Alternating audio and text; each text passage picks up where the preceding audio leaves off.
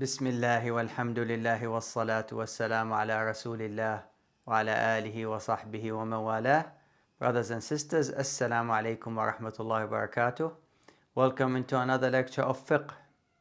Today inshallah ta'ala we'll try to finish the chapter of purification so that in the next lecture we'll start with the chapter of salat, prayers. The last thing we have is the chapter related to the purification of women. So this lecture, although it's meant or it's mostly going to be for the sisters, we still need the brothers to listen and pay attention, because there will be a point that's very, very important to brothers to know. And inshallah ta'ala also, obviously, there will be some MCQs or questions that will be related to this lecture in the quizzes and in the term exam, inshallah ta'ala. So first we'll start with menses, the period. Now the period or the menses is the blood that comes out from the woman periodically from the private part from the age of puberty to the age of menopause, except when the woman is pregnant or if she's using any hormonal therapy or some forms of contraception, then she might not have her period. The minimum time for the period is 1 day and 1 night. The maximum is 15 days. So even if there is bleeding after 15 days, then that is considered in fiqh, considered istihada.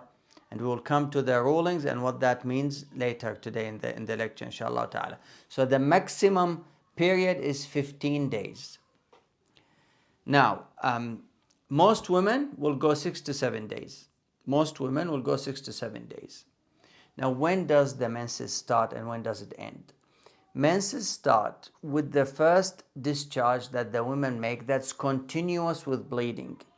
So if she first starts have a brown discharge or a yellow discharge and then bleeding starts, as long as it's continuous with the bleeding, then that's the start of the menses. And it ends once there is no more discharge. So you might have that bleeding and then at the end you might have yellow or brown discharge. Once that's over, and then there's something for some women, something called al-qassa al-bayda, which is a clear whitish fluid that comes out. This is a sign that menses has finished.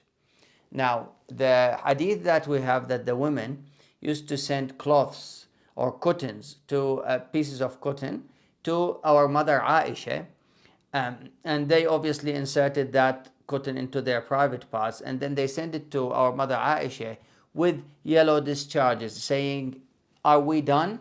Is the period done?" She says, "Wait until you get the qassa al-bayda, or that white discharge. So don't rush. You're still in your menses as long as you have this yellow discharge or brown discharge. Until you become clear, there's nothing comes out from the private part, or you get that white discharge, then that means that the period is over. Then we wash, take the shower, do the ghusl, and then we can continue after that praying or fasting if it's Ramadan." Now, as I said, any fluid or discharge, yellow fluid or brown discharge, that's continuous with the blood menses, the menses blood, that's still considered period. However, if the period is over and in between the periods, any discharge that comes to the women, that's considered nothing. The woman is still pure, on state of purification, and she can pray and fast and have intercourse with the husband. She can do everything that the tahirat does, that the women who are purified, she can do the same things that they do, except if there's bleeding in between or that discharge, she needs to obviously wash that out, because that's considered najasa, and make wudu for every prayer. Because we have the hadith of Atiyya, which is one of the companions. She said, "We did not consider any discharge in between the periods. We didn't consider it anything. We still went and prayed and did everything. We consider ourselves to be on state of purification, even with those discharges that come in between the periods." Now, what is istihada that we mentioned? Istihada is any blood that comes to the woman after her menses, any blood that doesn't have the character of her usual menses. Any blood that doesn't have the character of her usual menses. Most women will know how their menses look like, either from smell, either from color, either from thickness of the blood. most women will recognize their menses. Any bleeding that comes after the period that doesn't have that specific character for the woman's menses, that's considered istihada. Now, what do I do with istihada? Istihada, you wash the blood, you put on a pad, and then you do wudu for every salah. And you do whatever you do when you are not in a period. And as I said, you can read Quran, pray, fast, intercourse with the husband. Everything is allowed as long as you are in istihada. So as I said, istihada is the same as purification, except that you make wudu for every salah. Now, this chapter of fiqh is the most difficult chapter of fiqh. And all the scholars struggle with this chapter because women are not the same and they have all sorts of bleedings and things that happen. So as I said, if you talk to any scholar of the scholars, they'll always tell you this is the most difficult part of fiqh. However, let's try to make it a bit easy and give some rulings, give some things that sisters can follow. We'll say women are of three types. The first one is a woman who has a regular period, comes every 3 weeks, every 4 weeks. She's got a regular period and she can tell the period when it comes. She knows her period with the character, with the smell, with the thickness of the, she knows her period. This is my period. Now, if she gets the period, she knows it, then that's the period. Any bleeding or discharge in between, that's istihada. You just live your life normally. The second one is a woman who knows her period very well when it comes, but it's irregular.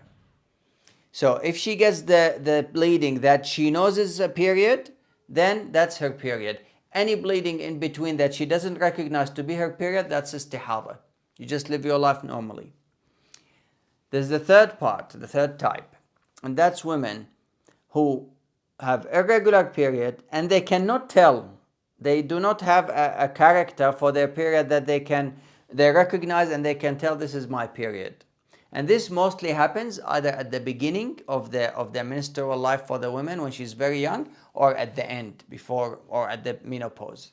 Now, what do we do in this situation? What we do is that for those women, their period will be like the general period of other women. It's between 6 to 7 days every month. So she picks the bleeding, or if she bleeds for 6 to 7 days every month, that's my period. Any bleeding outside that, I consider it to be istihada. So yes, she will have to pick. She'll have to pick. If she's bleeding now and she hasn't bled for 2 weeks or 3 weeks, so within the month, she picks 6 days to be her period. 6 or 7 days of bleeding, that's my period. Anything outside that, then that's not a period, that's istihada. And then she lives her life normally. Now, having said that, as I said, if the bleeding is continuous and it doesn't stop, then the maximum is 15 days. Anything after 15 days, that's istihada. Okay, so hopefully that makes things a bit clear and gives some rulings to some women. There will always be women who have other problems. And inshallah ta'ala, if we get lots of questions or issues like that, we can have one of our monthly sessions for one of the scholars to come and discuss those issues with the sisters, inshallah ta'ala. Now, as a doctor, I have an advice to my sisters, the ones with prolonged bleeding. If you're bleeding for more than 15 days or something like that, now unless your bleeding is very, very minimal, which is unusual usually if you go this long, then you should do something about it. You can't just leave it, because if you're bleeding like that, then you will get anemia. And then that means you'll be always tired. You won't be able to worship. You won't be able to look after your kids or your husband or your home, or do the things that you want to do. You'll always be tired, and that's because your levels of blood will be really low. So you need to do something about it. See a doctor, and then they can investigate it and see. And there are many, many options that can help with that. So as I said, that's just as advice as a doctor for the sisters. Now, what are the prohibitions? Things that women and their husbands cannot do when the woman is in the situation or in the condition of menses or nifas, which is the postpartum period, which we'll come to shortly, inshallah ta'ala. What are the things that the sisters cannot do when they're in that situation? The first one, obviously, is praying. No prayer while she has her period, menses or nifas. And she does not need to make up the prayers, the missed prayers. Fasting. If it's Ramadan, then she stops and she doesn't continue with her fasting, but she needs to make up those days. Tawaf around the Kaaba. Touching the Mus'haf without a barrier, but she can read the Mus'haf. So she can recite and she can read the Quran. However, she cannot touch the Mus'haf. Entering masjid and staying. Passing by is okay, but entering and staying is not allowed.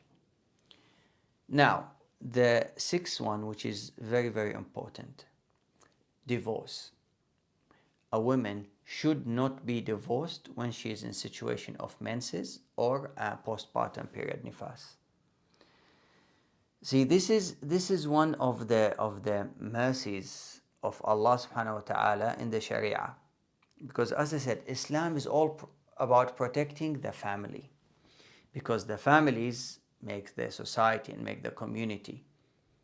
So how does Islam legislate this to protect the family? It tells the husband, you are not to divorce a woman when she's having her period or where she is in menses, or even if she's on tahara, if you had intercourse with her after she had her period, then you're not to divorce her. You have to, so he needs to divorce her, as the scholars say, in طهر لم يجامعها فيه. Means she gets her period and then no intercourse after that period, then he can divorce her. But if he had intercourse with her during this between this period and the other one, after the last period, then she's not to be divorced. Now, what does that mean? That means, see, the problem, we take our religion from TV shows, okay, not from the authentic sources. You see in the TV show, a man gets angry, oh, you're divorced, anti taliq. That's rubbish. That's rubbish. So if a man intends to divorce his wife, it has to be, as I said, in طهر لم يجامعها فيه. So if he had intercourse with her in this, since she cleared her period, then he cannot divorce her now. He needs to wait until she gets a period and she finishes that period and doesn't have intercourse with her, and then he divorces her. Or if she is in a period, he needs to wait until she finishes that. If she is in nifas, postpartum period, he needs to wait until she finishes that, and then he divorces her. Now what does that mean? That just gives time for men to think, to be rational. Because we should not make any decisions while we're angry. And that's clear in Islam. And even the Prophet ﷺ talked about being angry. Said, do not be angry. Do not be angry. And says, if you get angry, if you're standing, sit down. If you're sitting down, lie down. If you're lying down and you're still angry, make wudu, make prayer. All those sorts of things to stop men or stop people in general to make decisions while they're angry. So what does this mean? That means when a man, even if he gets angry, he wants to divorce his wife, he needs to think. And that's what this ruling is all about. Think. Take your time. So, because sometimes this means maybe a month. Sometimes if she just finished her period, the wife, and then they had intercourse, he needs to wait until she gets a period the next month, and then waits until she's finished, and then he can divorce her. Now that's a long time. Things can change. He can think, I've got kids. He remembers nice things that happened between them. He remembers that, the good things that she did to him. Subhanallah. The Prophet ﷺ said, the man, the mu'min man, should not hate his mu'min wife if he dislikes some of her actions, some of her characteristics, some of her traits, some of the things that she does, then he likes other things. So he should like the other things that she has. Because there's no one perfect. There's no one perfect. And sometimes a woman or a man can have just one good virtue that will make us forget the other bad things. And we know that we can live with it. We can live with him or with her just because they have that virtue. So it's always a balance. That's what Islam talks about. It's a balance. That no one is perfect. Do not expect your wife to be perfect, and you do not expect your husband to be perfect. Now, what does scholars say about the man if he divorces his wife in the period time or in the postpartum period? Is that a valid divorce?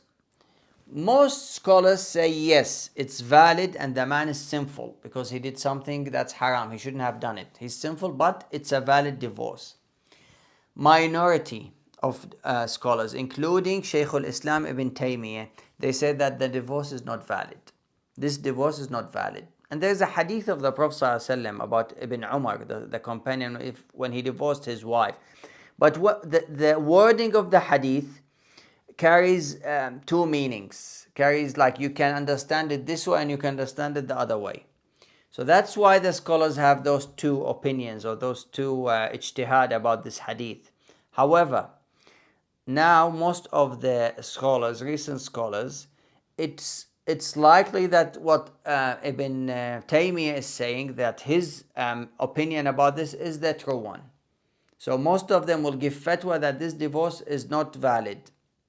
However, brothers and sisters, wallahi, we need to learn our religion. Don't put yourself into those gray areas. Always learn your religion, know what you're talking about, understand that Islam has a ruling in almost everything in your life. And the thing is that this ruling, we shouldn't take it as a burden. This ruling actually gives us peace of mind. Those rulings puts us on the straight path. So whatever Islam tells us, and you can see from all the things that we're saying, Islam there's always a wisdom in the things that Islam orders us to do. So please, don't learn your religion from TV shows, and try to seek the knowledge and learn the religion always from the authentic sources. Now we'll talk about the postpartum period and nifas. So after a woman gives birth, she will have bleeding. Now, there is no minimum for that period, but the maximum is 40 days. After 40 days, that's considered istihada, so women can go back to doing all her normal activities. So she does wash first, like wash up, ghusl, and then she prays and fasts and does everything that the purified woman does. Now, if, and this is an important point, if the woman has a miscarriage, if what comes out has the shape of a human, so head, limbs, then, and the scholars say that should be at least 81 days of pregnancy. So if what comes out of her, the miscarriage, has the shape of a human, then she goes into postpartum period, nifas. If it doesn't, if what comes out is just a piece of flesh that doesn't have the shape of a human, then that bleeding, the things that happen after that, is considered istihada. So she fasts and she does whatever the purified women do. So not even a period, not even treated as a period or postpartum. Then she's considered tahira, and she can do all the things that other women do. Okay, just few points before we conclude. The first one is, if the menses start for the women, and let's say the dhuhr time for salat, dhuhr time has started, and then the woman hasn't prayed dhuhr yet, and she gets her menses. So then she will need to make up this prayer once she's clear. Once the menses is over, then she needs to make up this dhuhr prayer. And if she clears, her menses is over, and there is time for salat yet, let's say it's asr time, and there is like 5 minutes left for maghrib, and she becomes clear, then she needs to pray that asr. Even if she misses the time, then she needs to pray it with the maghrib after that. For Ramadan, if she gets her period on the day of Ramadan, then that's it. Like the day has started, she's fasting, it's not iftar time yet, and she gets her menses. Even if it's 10 minutes before iftar, she needs to make up this day. She can break her fast, and she needs to make up this day when she's done. And if she clears on the day, if the siyam has started and her menses is over, she cannot continue, she cannot fast that day, even if she hasn't eaten. She cannot fast. The day is gone, and she needs to make it up at the end of Ramadan. Now, just a piece of advice. As I said, again, as a doctor, for the sisters, and I need to be specific about that. The sisters who's had contraceptive pills in the past, they didn't have problems. They don't have issues. They don't have contraindication, what we say. Nothing will stop them from using the contraceptive pill again.